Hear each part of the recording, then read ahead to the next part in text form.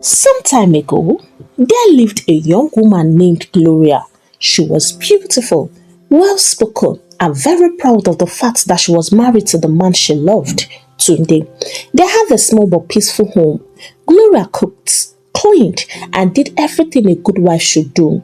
She was the kind of woman that would wake up by 5 a.m. to prepare her husband's breakfast and still get ready for work without complaints.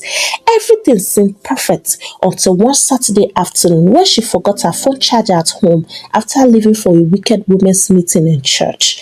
She quickly rushed back, hoping to sneak in quietly and grab it, but life had other plans. As soon as she opened the bedroom door, her world collapsed. Her husband was on the bed with another woman. Gloria froze like a statue.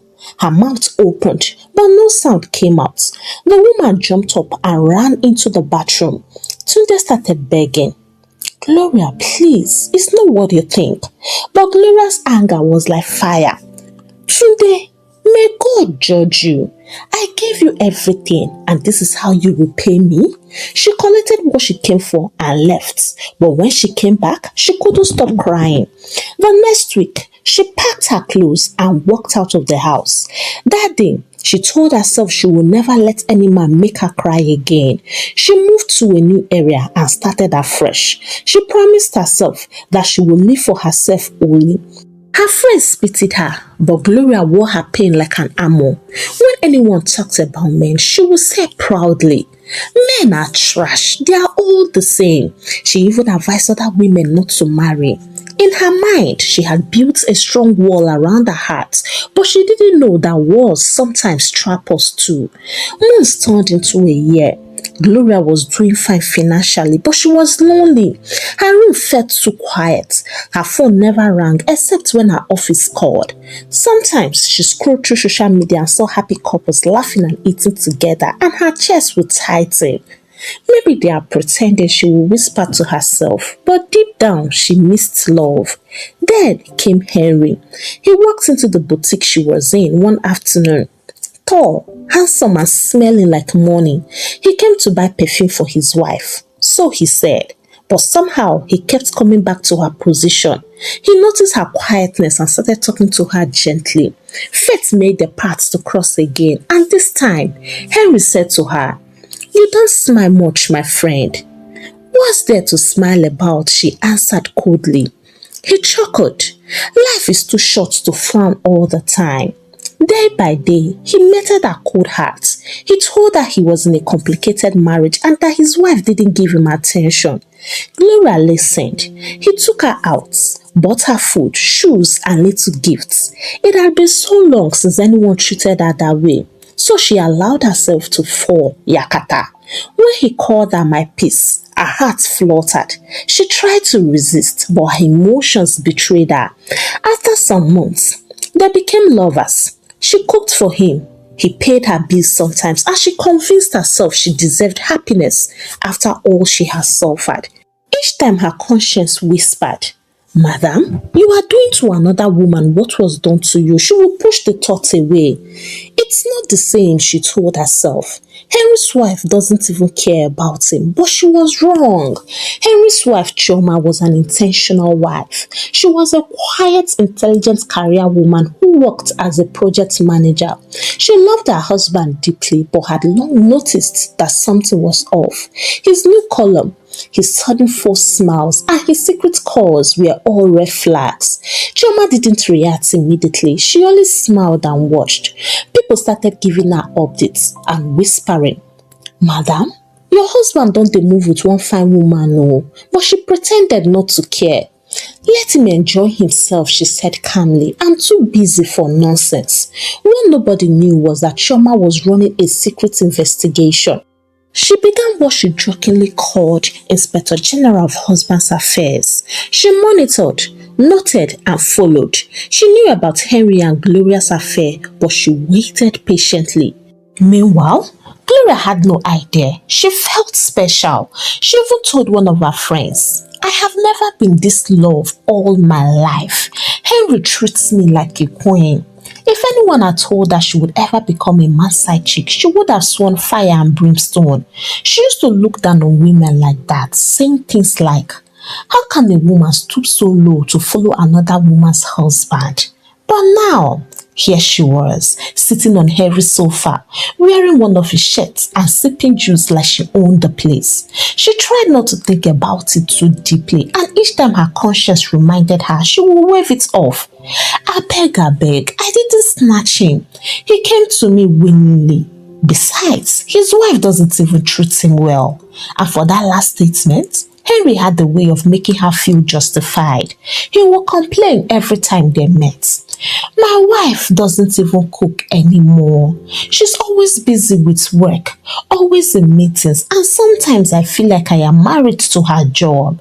And Gloria, with her sweet sympathy, would sigh and reply, "Oh, sorry, my love. Don't worry, I am here for you." She became his comfort zone, his shoulder, his peace and his therapy.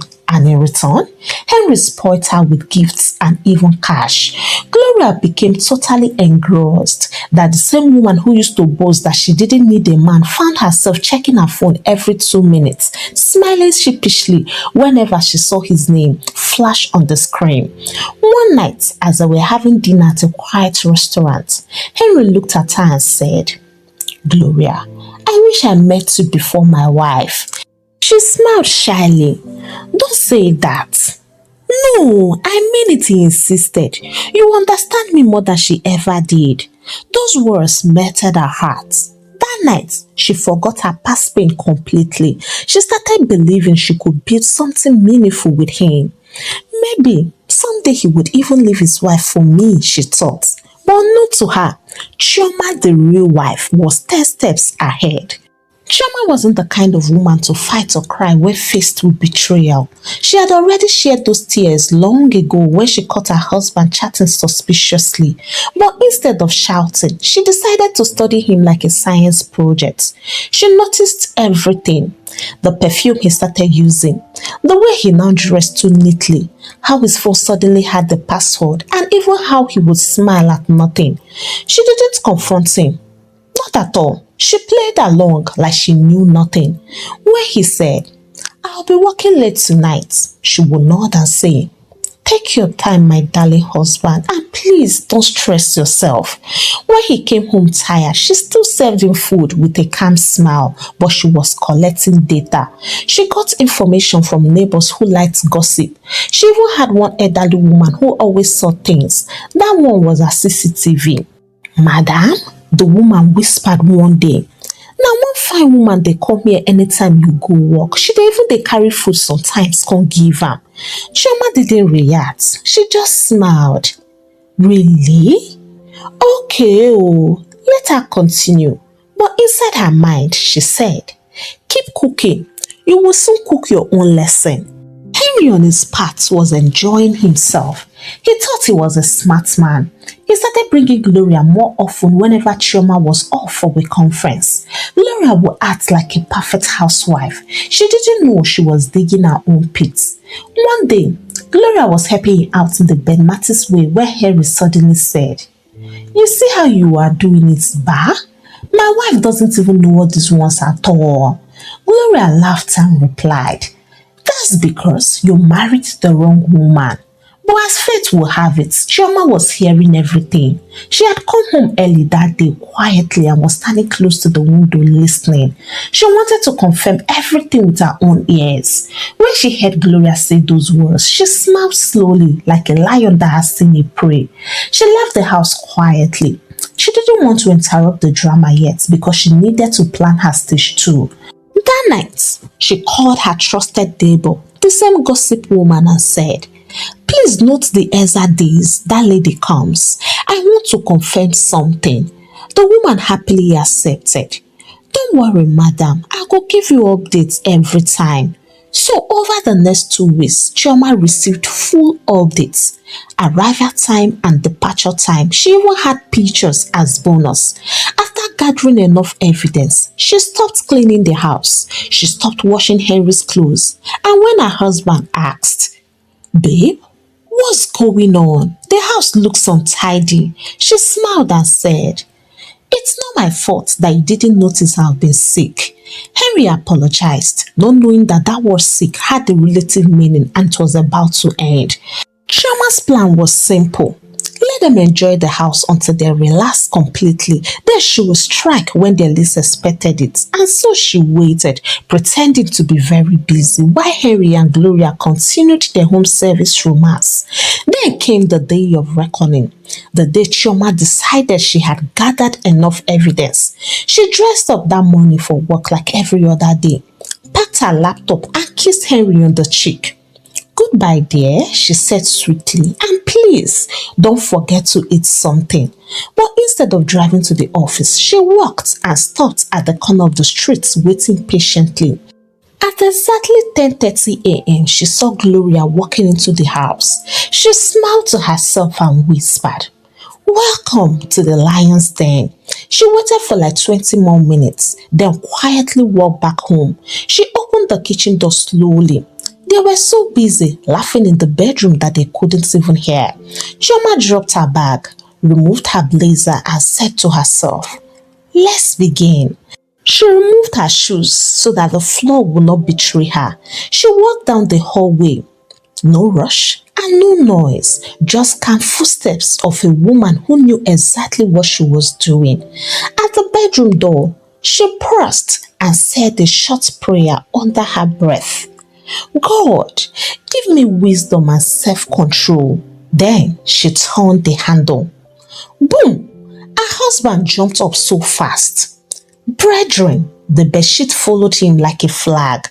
His mouth opened and closed like a fish that forgot how to breathe. Gloria, the visitor, froze. Her both hands were on her chest and her eyes were wide open like a goat that had been prepared for Christmas. For 3 full seconds, silence held the room. Then Henry did what only fear can teach a grown man to do. He peed. The small river escaped him and formed a foolish line on the tile floor. Chama watched it travel. She lifted her eyes to his face and smiled the kind of smile that says, "I will not scream and I will not fight, but I will deal with you." "Good afternoon," she said calmly. "Welcome to my home." Chama, I can explain," Henry stammered, trying to grab the sheets. "No need, my darling husband," she replied.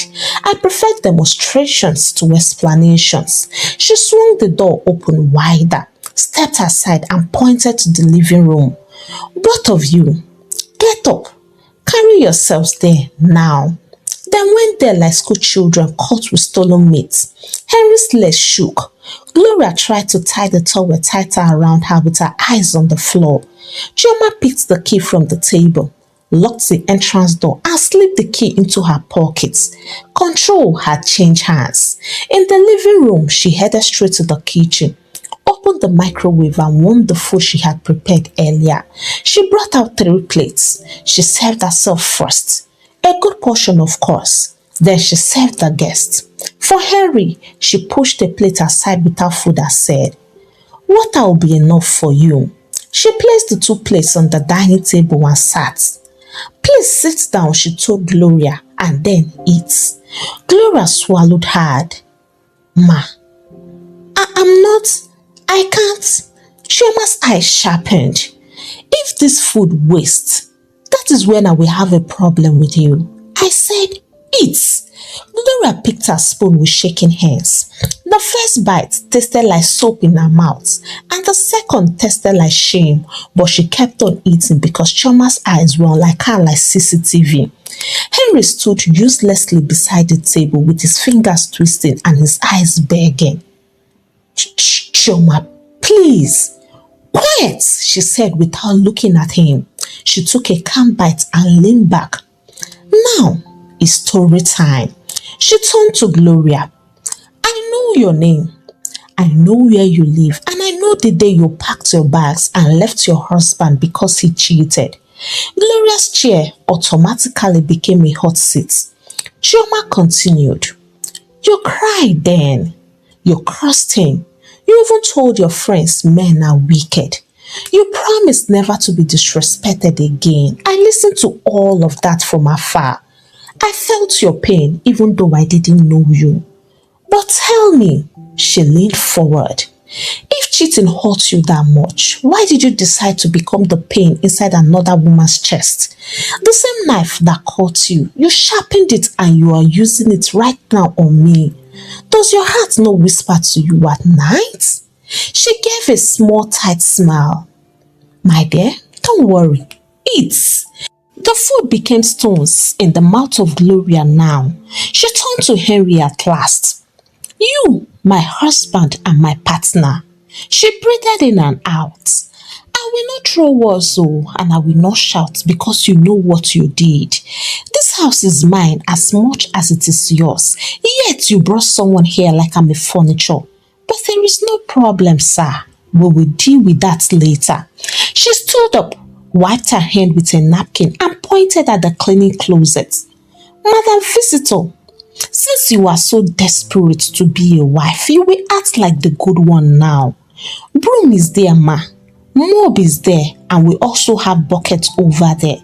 You will sweep this whole house, room by room. You will mop it until the floor can see my face. Gloria's mouth opened. Ma, please, I am sorry. Chama's voice stayed gentle, but it carried a warning that could wake ancestors. Don't let me bring out the beast I am hiding, madam. Ask around though, I am not gentle. Like Lizzie Gold will always say, I know well, oh. With the seriousness in her tone, work began. Gloria swept with trembling hands. She mopped. She dragged the buckets back and forth and sweat replaced perfume. Every time she pressed, Chama's steady voice floated from the sofa. My darling, time is going. Hurry up. By the time she was done, Chama stood up and then carried a large laundry basin to the corridor together with the clothes she had been storing.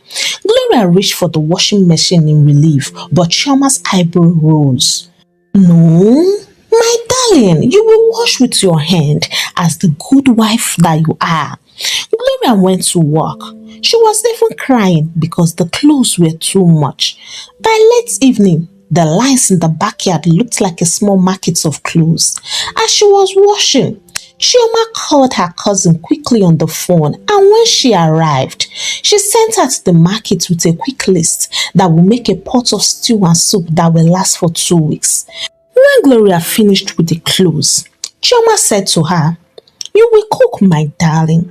Not because I cannot cook, but because you must learn that choices have consequences. Gloria got to work under her supervision, and at last, by 11 p.m., 12 labeled containers sat on the counter like soldiers.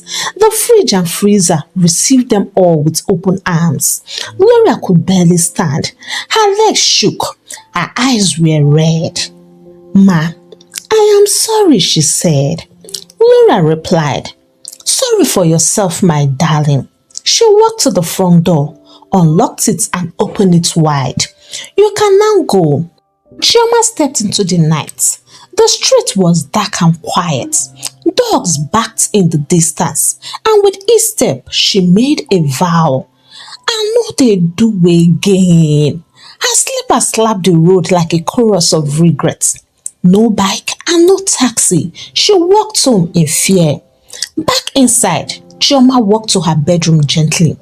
No shouting and no throwing of shades. Just a thick, heavy silence that told Henry something strong. This woman na no nonsense woman, and you don't enter one chance. He laid on the sofa, but sleep refused to come. And it is safe to say that guilt did not just visit him, it sat on his chest and refused to stand up.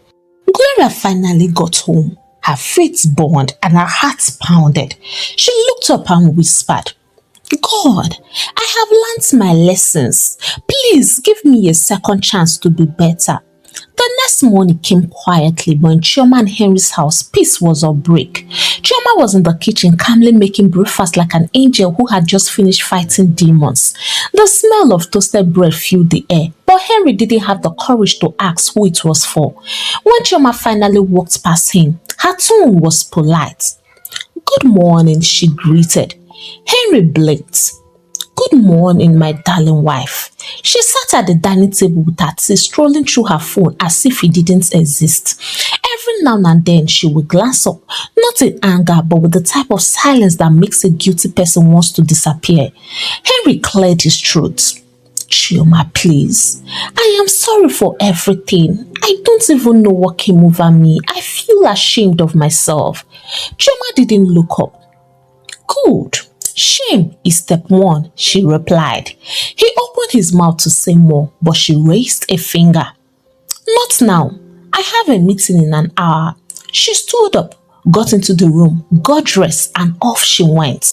Gloria on her part couldn't stand up from the bed. Her body ached from the previous day. The images of what happened replayed in her head. Chama's calm voice, the walk without a pay, and the long walk home. She covered her face with a pillow and groaned. God, why did I disgrace myself like this? For 2 days, she couldn't eat properly. Her mind kept returning to Chioma's words. If cheating hurts you, why did you become what you once cried about? That line sat in her chest like a heavy stone. Days later, Henry couldn't take it anymore. The house was quiet but not peaceful. Chioma didn't shout and she didn't nag. She just stopped talking. She answered with nods, small smiles, and sometimes complete silence. And that silence was louder than any slap. Henry knelt down beside her. Chioma, please forgive me. I swear I have learnt my lesson. You are the best thing that have ever happened to me.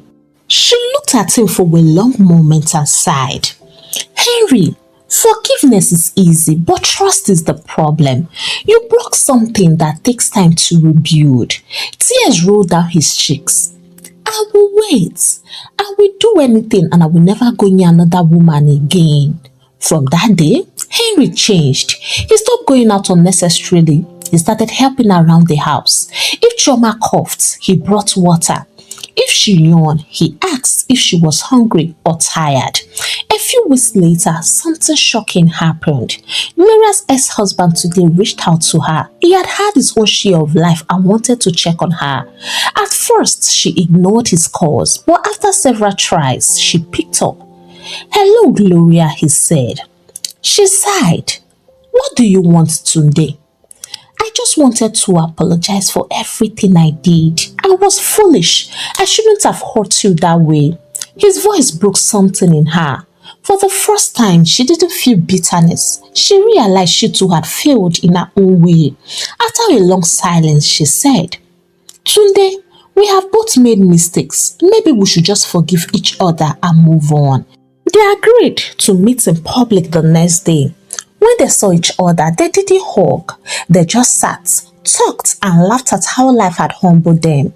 By the end of the week, they decided to go for a medical test together just to be sure both were still fine before considering anything serious. When the results came back clean, Tunde smiled and said, maybe life is giving us another chance. They took things slowly. No rush and no pressure. They started attending marriage counseling together. It wasn't smooth. There were awkward moments, tears and long silences, but both of them were determined. Meanwhile, the storm in Chioma's home had calmed, but the air still carried a quiet heaviness. The house was peaceful again, but Chioma wasn't healed yet. She smiled often now, but her smile wasn't because everything was okay. She smiled because she understood she owed herself happiness, even if her heart was still healing. Henry had truly changed. He now treated her like a fragile treasure and apologized for the 100th time. He wanted to prove himself and he wanted to earn her back fully. One morning, while he was preparing for work, he came close and hugged her gently and asked, Chioma, are we fine now? She smiled and replied, we are getting there. Healing doesn't happen overnight. You broke something inside me, and even though I've forgiven you, I must heal and then trust you again at my own pace, because trust is not automatic, it is earned. That statement stayed with him. He stopped asking her when she would completely trust him again. Instead, he focused on how to earn it. When he made mistakes, he corrected them fast. When he went out, he called to check in. When he came home, he dropped his phone anywhere with no password and no secrecy. Little by little, Chioma's heart began to relax. Sometimes, while watching him do things just in the bit to make her happy, she would smile to herself and say, maybe love after pain is still possible if both hearts are ready to work. Henry came home one night with flowers and said quietly, I know you said healing takes time, but I want to thank you for not leaving. You could have walked away and I would have deserved it. Chama looked at the flowers and then she said, I stayed because living doesn't always mean freedom. Sometimes staying with the right boundaries teaches both partners how to love better. And indeed, they're loved better now. The pain that was supposed to destroy their marriage became the reason they both grew emotionally. Hey, African Tales by Kamma tribe, how are you all doing? For me, I am doing just fine. Before I go today, please permit me to say this, especially to my darling sisters. You will all agree with me that this thing is becoming a trend and is a dangerous one. A married woman will leave her husband because he cheated. Then after some time, she becomes a side chick to another woman's husband.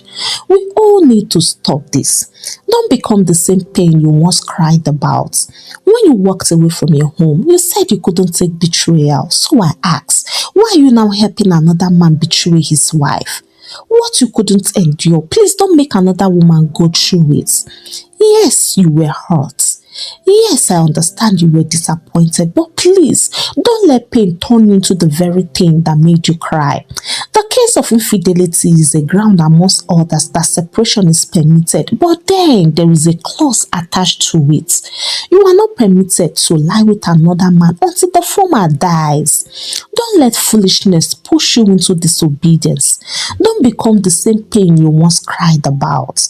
Don't become the woman who breaks another woman's peace just because you lost yours. And above all, don't let betrayal turn you into a bitter person. You can survive without spreading it.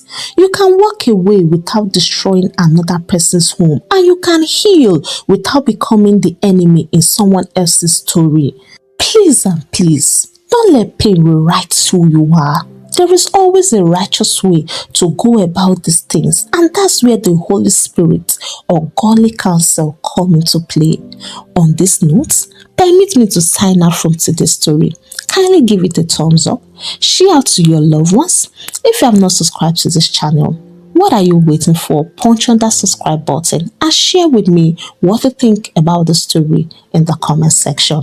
Until I bring the next interesting story your way, it's a goodbye from here, and God bless you.